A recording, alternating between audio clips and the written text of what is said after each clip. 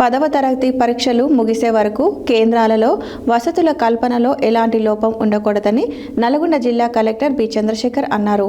సోమవారం ఆయన నల్గొండ జిల్లా కేంద్రంలోని డైట్ కళాశాల ఆవరణలో ఉన్న 10వ తరగతి పరీక్ష కేంద్రాలను ఆకస్మికంగా తనిఖీ చేశారు. 10వ తరగతి పరీక్షలు ముగిసే వరకు కేంద్రాలలో వసతుల కల్పనలో ఎలాంటి లోపం ఉండకూడదని నల్గొండ జిల్లా కలెక్టర్ బి చంద్రశేఖర్ అన్నారు. సోమవారం ఆయన నల్గొండ జిల్లా కేంద్రంలోని డైట్ కళాశాల ఆవరణలో ఉన్న 10వ తరగతి పరీక్ష కేంద్రాలను ఆకస్మికంగా తనిఖీ చేశారు.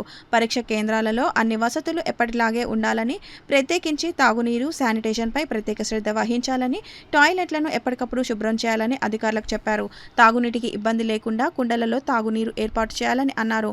పరీక్ష కేంద్రాల వద్ద గట్టి భద్రత ఏర్పాటు చేయాలని, తనిఖీ పకడ్బందీగా నిర్వహించాలని, పూర్తి స్థాయిలో తనిఖీ తర్వాతే విద్యార్థులను పరీక్ష కేంద్రంలోకి పంపించాలన్నారు.